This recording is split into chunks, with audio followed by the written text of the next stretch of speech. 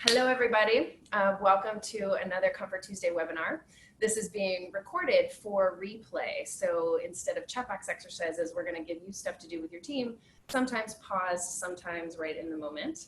And we'll introduce ourselves, but basically our topic today is how to rewire your brain and how to revitalize your habits of both self-care and team care. But we're not very good at self-care, especially in this nonprofit world, teacher world, world-changing world. So that's why we really insist on team care where we can take care of each other. So we'll give you some tips to do that today and to talk about this stuff with your team. But first, we will introduce ourselves.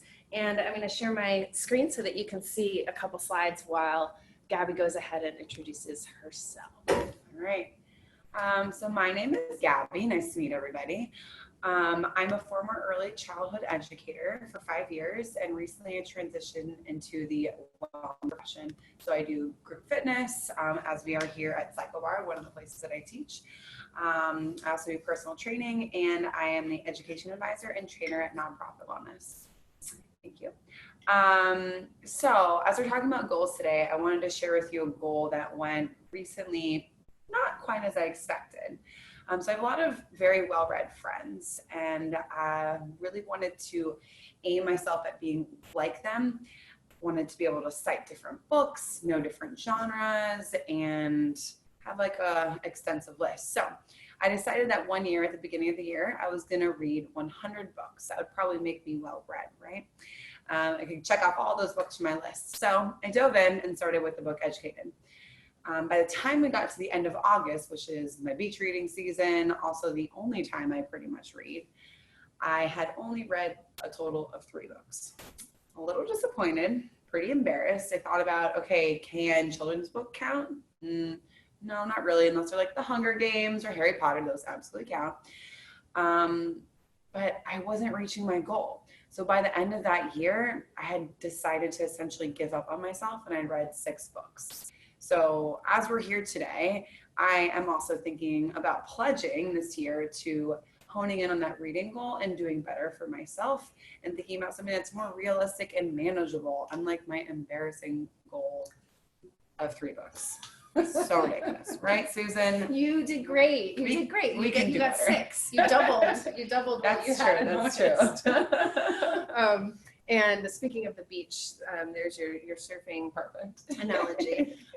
Well, I will also share a failed goal story, which we'll refer back to when with our plans for success. There's a bunch of stuff up on the screen about stuff that I've done, but the failed goal story, I have many, is I've always kept myself pretty healthy through vegetarianism and yoga for many years, and I haven't gotten, however, very much cardio or cardiovascular health. And as I get older, I'm trying to work more of that in. So I'm like, okay, I'll go running. It's cheap and it's for free if you have the shoes.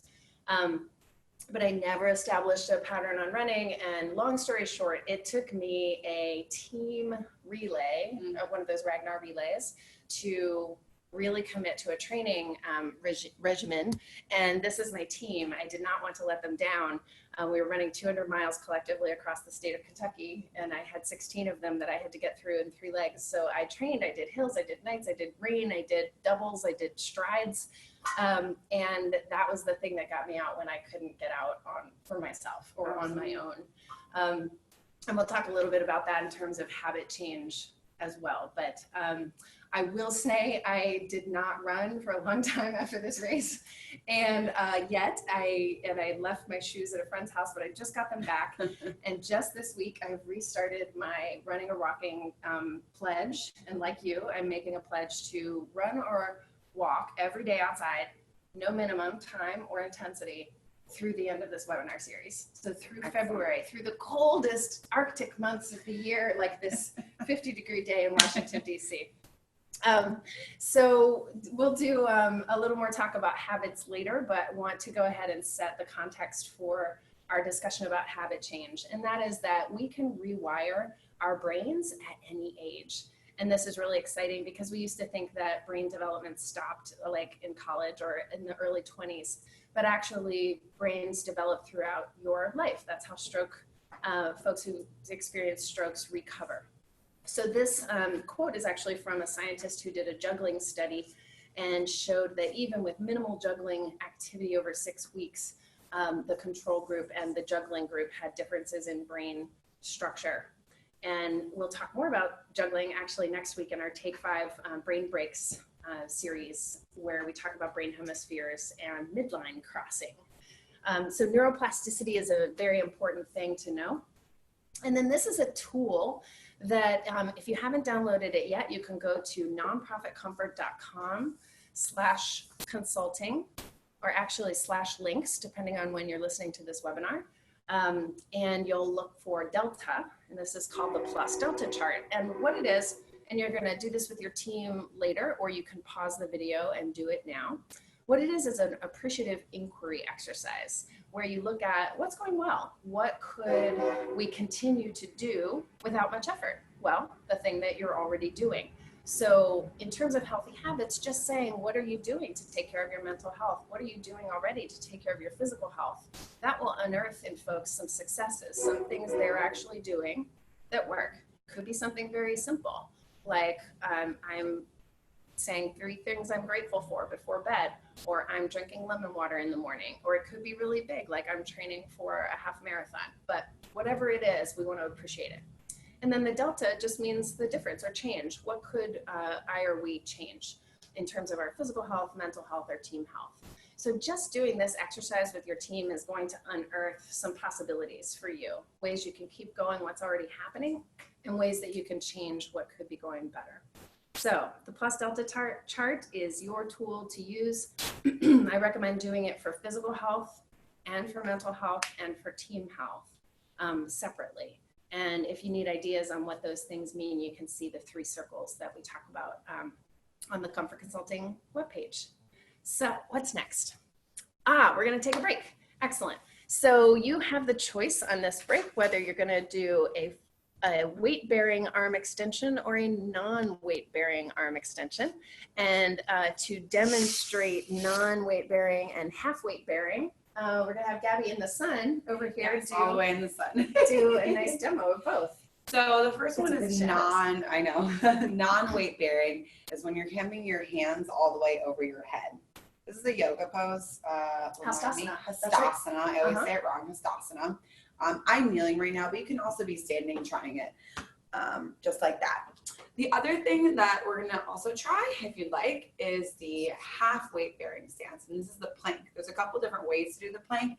The first one you might think of initially is the high plank. So when your hands are stacked right underneath your shoulders and you're holding your core in tight. A little bit of core exercise, a little bit of upper body.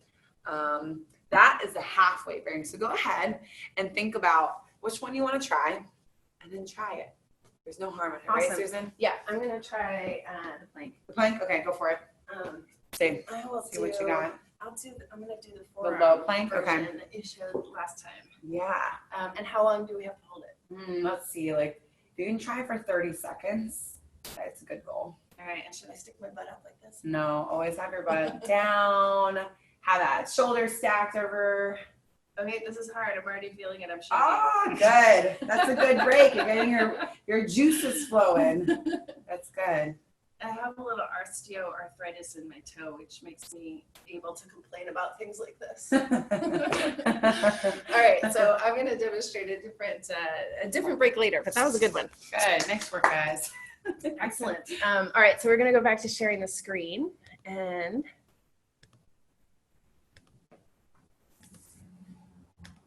there we go. All right, so now we will move into the brain science part, and I'm just going to share the slides with you. Let me close down this little box. So this is a great quote by a brain scientist named Dr. Rick Hansen. He says, the brain is like Velcro for negative experiences and Teflon for positive ones. And he has a great just one thing email list if you're interested in that kind of thing. But what this quote points out is that our brains have what's called a negativity bias. It keeps us alive, and that's great, but it keeps us from remembering positive experiences kind of as a survival strategy. which I don't think is very fair because we need positive experiences to make our brains happy. So what we're going to talk about today briefly are a few strategies, a few of these stress relief practices that you can use to calm your nervous system, to bring more joy, and to retrain your brain for a more positive outcome. So these should look familiar. There are stress boxes from last week, and we're going to pick the ones today. We're going to talk about spirituality, gratitude, mindfulness, and nature. And then Gabby will talk about how to get these practices to become new habits for anyone on your team or your team as a whole. So first off is spirituality and gratitude.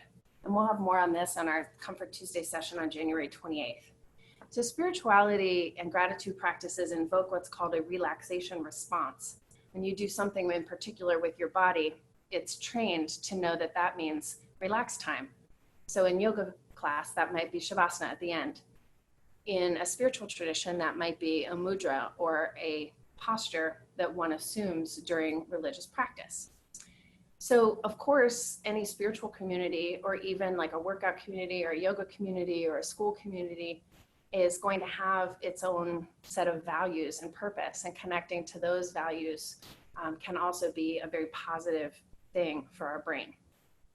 And then finally, the practice of gratitude rewires our negativity bias. And the example I gave before about thinking of 3 things you're grateful for before bed, Gabby, that's your practice, right? It is, yeah. Yeah, and she doesn't write it down. In my house, we have a little jar, a gratitude jar, where we write things down and put them in the jar. There are many kinds of gratitude practices. What's another one, Gabby? Keep a journal. Journal. I like saying it out loud sometimes too, to kind of hold someone, like sharing what you're grateful for with each other, and then also trying to recall it later. Totally. And last week on the chat box, one person shared something that was going really well with their team, right. And this person, don't know if it was a she or he, mostly she though, said that they express what they're grateful for specifically to members of their team, consciously once a week. Mm-hmm. And that's a great practice to think, who do I need to express gratitude today? And sharing it with someone, like Gabby said, can be incredibly powerful, because then you both receive the gift of that practice. Mm-hmm. So I encourage you, even if you're not a religious person, which I'm not, to get more spiritual leaning or gratitude type practices into your life, whatever they may be, because they do train our nervous system to be more relaxed and connected. So moving on. And then as an exercise for gratitude, you might pause this video and talk for 30 seconds, just popcorn out things that you're grateful for in this day and this life. You might write down, you might set the timer for a minute or 2 minutes and have everyone write down as many things as they can think of that they're grateful for. Even just practicing gratitude in this moment of the webinar can be a very powerful practice. So we encourage you to try that. So next up is mindfulness, and these are just really brief glimpses, folks. We'll talk more about this in different webinars, like we'll talk more about mindfulness next week in our Take 5 Building Brain Breaks webinar. But basically, there are a lot of research studies on mindfulness, and so it shows that it results in a lot of things, or is correlated to a lot of great benefits. Now, the thing about meditation and mindfulness, though, while it's just the non-judgmental awareness of the present moment, it sounds super simple. It actually takes a lot of practice to train your brain to just be observant and non-judgmental about its own thoughts. So some people might use the Headspace app. Some people might use the trigger of certain things in their day, like going into a door or going into a meeting, taking one grounding, centering breath. Some people might do mindfulness in the morning or right before they go to bed, or a meditation practice. Some people might do a music mindfulness or an eating mindfulness exercise where they can eat and just be, or move and just be, or listen to music and just be. These are suggestions of ways to bring mindfulness into your daily life that don't have to take a lot of time or training or equipment, but can be really beneficial to your mental health as well as your physical health. Yeah, Susan, my favorite thing to do actually within mindfulness is to sit in my car when I normally would be listening to music or some sort of like talk show and just listen to nothing and watch. That is fantastic. And it also probably makes you a better driver. It does sometimes. It's mostly at a red light. We'll say that. Gotcha. You know what I do at red lights, thanks for bringing that up, is I look on the opposite crosswalk to see how many seconds I have. Mm-hmm. And if it's like more than 10 seconds, I'll think, how many deep breaths can I take? If it's 30 seconds, I can take 3 deep breaths. Interesting. And so I can close my eyes for that because I know I have 30 seconds. Yeah. And I can close my eyes and know that I have time for 2 deep breaths or 3 deep breaths. So that's something else. Only at a stoplight. Only at a red light, right? And maybe the closed eyes are a bad idea to give other people. Keep your eyes open, people. Keep your eyes open. And then here's the last strategy that we're going to talk about today in terms of rewiring your brain. And it's one that I'm particularly passionate about, so I will try to keep it short. And this is nature. And that's ironic that I care about nature so much now because I spent 15 years as a full-time paid member of the environmental movement. And I really didn't care much about nature then in a concrete daily, my life kind of way, just in a big abstract policy sort of way. But the things that I've been reading lately about ecotherapy, about the power of nature, and about the power of being outdoors and the effects that it has on our mental and physical health are just incontrovertible. And so I encourage you to look up more about ecotherapy or Shinrin-yoku, which means forest bathing in Japanese, or looking at some of the research around the brain science of when we walk in nature compared to when we're inside, or the nature deficit disorder that some children are being diagnosed with because they are not spending enough time outdoors. And then finally, I will say that while it's not as ideal as the real thing, imagining being in nature actually works. Looking at pictures and videos of being in nature actually works on your brain in much the same way that being in nature does. So even just taking those mindful breaks and imagining nature can have a benefit. Like I said, have this pledge through the end of February to be in nature every day, either with a walk or a run. And by run, I mean very slow jog. So I will report back to you all as these webinars go on how that's going. I'm 3 days in and I'm still doing it. So I haven't broken it yet. So this is chat box, but it also can be just a pause time. If you want to pause the video and share with each other, whoever's in the room, or maybe reflect for yourself on a worksheet. How have you engaged in any of these positivity rewiring strategies lately? Spirituality, gratitude, mindfulness, or nature? And what might you want to do more of? So you can go ahead and ponder that. Then we're going to take another break. I think we're going to dive into habit change next, right? Yeah, it is. All right. Okay. Yes. Another break. Excellent. So we want to keep your brain super engaged. So we're going to start the video again and stop sharing so that you can go over to my studio over here. There it is. So this time you can do Hastasana, the arm, non-weight bearing arm extension, and gravity is working in the opposite direction on your arms. This is awesome. You can do the half weight bearing plank, or you can do a full weight bearing arm balance. This is called half handstand, where you just measure the length of your straight leg away from the wall. You're going to put your hands, can you angle it down a little bit more? You're going to put your hands where your standing foot was, and then you're just going to walk up the wall until your butt is over your shoulders and your shoulders are over your hands. So this is full handstand up here, but this is half handstand here. And you want to create that box with your body because you're getting full weight on your arms and you're experiencing the half of what it feels like to be up in a full handstand. And you can just walk yourself down the wall when you're done. But that is a fantastic, I'm sure my face is red, like it's a great substitute for coffee. And it gives you some great strength in your arms. And you can go from there into kicking up into full handstand. I just have to give you kudos for doing that, Susan, because it scares me a little bit. Really? Yeah. You mean the half handstand? Yeah, it does. Do you do handstands? No. Really? Yeah, I'm really good at planks, but can't do a handstand. That's amazing. So everyone's at any level is well, totally eventually, fine. here, put it over here. Eventually, we'll have you kicking up to the wall, which is here, having the wall behind you, but kicking up this way, doing a handstand. Fabulous. Handstand like that. So that's 20 years of yoga.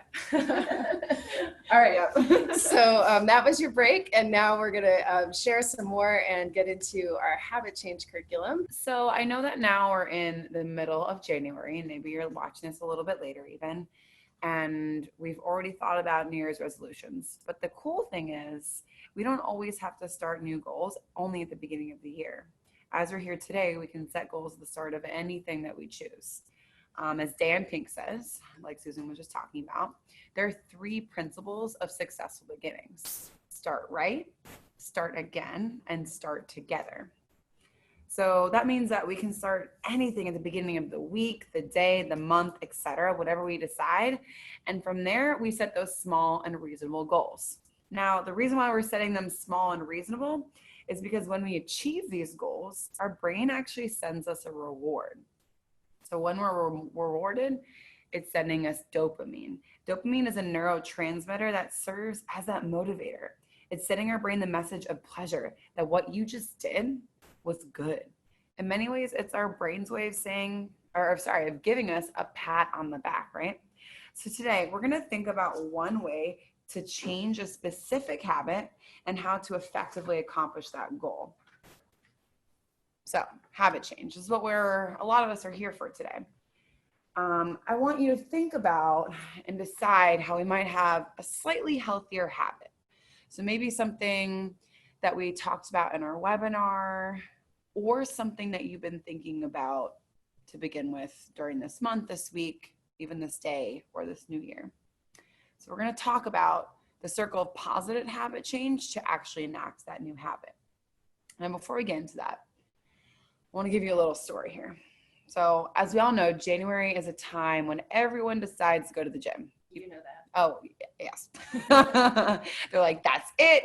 This is my time. My health is important. I'm going to work out. So if you are like me and you've been to any group fitness classes, or even if you've been to a gym in January, you know what I'm talking about. And so I'm a routine fitness instructor, but I wasn't always. I was a participant. And I always like to humble myself by going back to kind of like that beginning of when I started coming into group fitness. Because Susan, believe it or not, I did not used to believe in group fitness, which is absurd because now that's my life. But anyway, my friend dragged me in New York to a spin class, and New York is the top area for group fitness like that. And when I got there, all I remember was thinking is, when is this going to end and how is everybody still going? So the experience really was of pure confusion, really similar to that of the SNL skit that they came out with a little while ago on, I won't say which studio, but about spinning.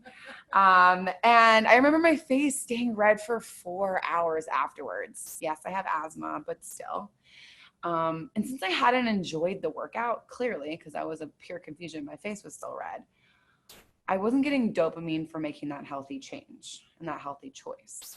So it didn't really actually turn into change, actually. The funny thing is, obviously now I am a spin instructor as well as other things. So things do work its way out. But in January, we always think about setting these big, lofty goals, thinking about how we have so many things that we want to work on.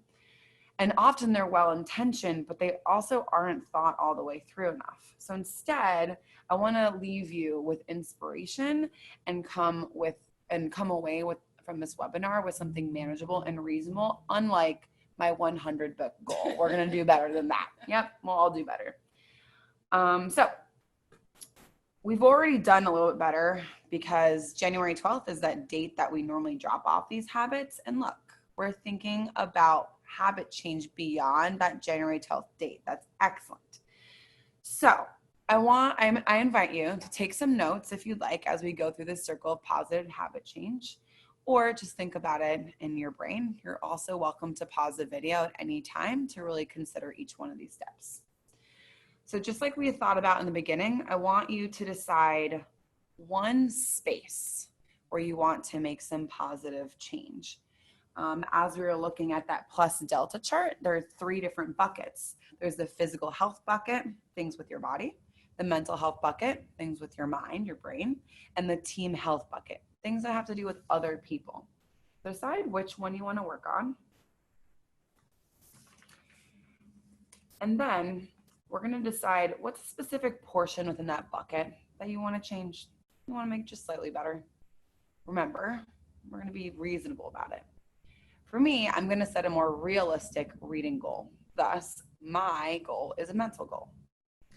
So as we can see in this circle of positive habit change, it is a circle and it's that way for a reason. We're going to start at section number 1, which is the pre-contemplation stage. This is a stage that you're already past. This is a stage that acknowledges that not doing anything actually counts, which is pretty cool. So alrighty, we're past that and we can move on to the next. Number 2 is the contemplation. It's the time where you're unsure. You're thinking of the pros and the cons. For me, I've been thinking about how embarrassed I was to fail that goal. And I'm also thinking about all the missed opportunities I've had to read great important novels or just those best page turners. Now, in the third section is preparation. This is a time where you're getting all of the things that you need together. So the material, the space, the people, otherwise, anything that you need to make this goal actionable. For me, I decided we would not do 100 books, and instead I would work on 12, one book a month. Then I chose my first book, Educated. And then I downloaded an app called Goodreads so that I could track and feel good about each time I read another book. Also, doing it with my boyfriend so I can try and, beat him a little bit and read some more. It's competition. It's always. And so then number 4 is the action. It's the actual doing the behavior. This is the part of change which we need to put the most thought into. What's the realistic expectation for ourselves to really enact change? Here's when we think of the small and the reasonable steps like we talked about on this last slide. And it's also when we need to get the most reinforcement, that dopamine, right? So for me, this means that I need to carve out at the end of my day, 10 to 15 minutes, that's it, to do some reading, and then take some opportunities instead of watching TV to read. That's all. That's how I can make it actionable. The number 5 is the maintaining of the behavior. So this is the portion that we skip sometimes, and I really want you to give it a second to think. How do we pat ourselves on the back for really following through with doing our work? And how do we keep it realistic? The daily goal might be too much, right? Going to the gym in 2020 for 2 hours is probably just not going to happen. You're going to set yourself up for failure. Instead, think of the bite-sized ideas. Think of ways to congratulate yourself and whoever does it with you. For me, again, I decided that downloading that Goodreads app and getting to track my progress and then check off each book that I read was just enough bragging rights that would help me maintain my reading habit. And you should tell me when you hit your book every month, and I'll I celebrate should. with you. Yeah. Okay, I'm really close. Okay, great. My first one's almost Fantastic. done. It's a slow go, but it's happening. Still Fantastic. have January. Last but not least is stage number 6. It's the relapse.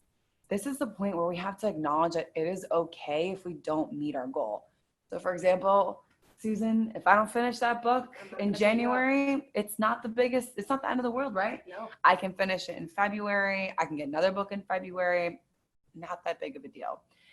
But the cool part about this last stage is that it kind of helps us realize that relapse comes right back into that pre-contemplation, that contemplation, preparation, all those next stages. It's cyclical, right? So every time that we're not getting and gaining what we want, we just come back and we think about it again. So now you have your worksheet to write down your goal. As you contemplate what bucket you want to set your goal in, I want you to take 30 seconds or longer if you need to by pausing the video and write down your goal using this language. Starting, I will do with the support of. Remember, we're thinking about the physical, the mental, or the team.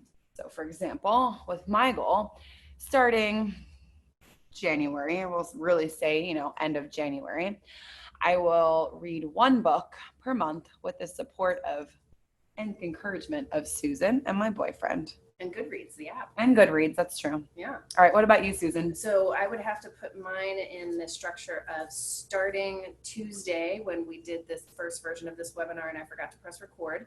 I will get out for a nature dosage at least once a day, no minimum time or frequency. with the support of my daughter, who I'm going to drag along with me sometimes when I have her at my house. And also with the support of other friends who are doing some nature walks, and I have asked them to text me or like ask me how it's going so that I can then report to them what I've done or not, because if it doesn't happen, again, not going to beat ourselves up, but Not the end of the world. You can just start again the next day. Yeah. So we invite you, if you want to spend a little bit more time in thinking about your goals and also thinking about this circle of habit change, where you exactly are in your goal, or if there's anything more you want to detail out specifically for yourself, because we all want to set these reasonable goals and actually achieve them. Yeah, and I love what Dan Pink says about the mini goals and starting again and starting together. I love that there's a good mini goal book where the author recommends doing a 1 push-up a day challenge. Right. And that's a great minimum goal because you can probably get there, but you give yourself that dopamine and that achievement when you actually do it every day. So wanted to wrap up this section on habit change, give you a couple of quick previews of some tools that we have available for you and coming up in some trainings, and wrap it up for today. So next week you meet Taisha, who's our co-trainer and a fantastic former educator, current fitness expert, and also a doctorate of education candidate dealing with leadership and whole schools. She and Gabby and I are partners on this nonprofit wellness education gambit. The next week we talk about the nervous system and geek out a little bit around stress solutions and how stress impacts our central nervous system and what we can do to build team care around stress solutions. And then in early February, I go back to all of my tree metaphors around how you are similar to a tree and how your team is similar to a forest. Just gonna leave you with that teaser. And then finally, just wanted to leave you with a quote by Brene Brown, which if you haven't discovered her research or very engaging talks on vulnerability, empathy, shame, and courage in the workplace, especially in the workplace, I invite you to check her out online or in her books. But basically in this quote here, she underscores that it's the culture in which people feel safe that we're going to be able to bring our whole selves to work. And while anyone could be watching this, and this is all relevant if you're human in any workplace, we choose to focus on nonprofit world changers and educators who are changing the world through educating children. And we think those are pretty stressful jobs. We also think you need to bring your full self to those jobs because they're so full of challenge and opportunity that we need our most creative, healthy selves in order to grapple with them. We can't burn out. We can't not be on top of our game, and we can't do it alone. So that's my pitch for team care and why we need to build cultures of well-being and wellness. I really hope that you join us for more of our webinars on Comfort Tuesdays and otherwise. And let's see, are we back on camera yet? Miriam. No, because I stopped my video. Oh, no, you didn't. No, oh, I did. There. Oh, I can't see from the It's screen. nice There we and go. small. Those were screen sharing, that's why. Oh, That's okay, fine. great. Well, anyway, so hopefully that was useful for you. If you don't know which handouts we're talking about, you can go to nonprofitcomfort.com/links, LINKS, and you will get all of the various downloads there. We're putting together a toolkit with all these downloads, a toolkit for team care that you can use in any workplace, and it's all free. But of course, if you want to hire us for other things, you're welcome to. But thanks for tuning into this webinar. Really grateful to you and for all you're doing for the world, and hope you join us another day. And ping us with questions anytime on Instagram at Nonprofit Wellness, or via email, or any of the other many communication options open to you. Anything else you want to say? No, thank you guys for your time. Thanks for tuning in. All right, bye everybody. Thanks, And team. thanks, Gabby. Yeah.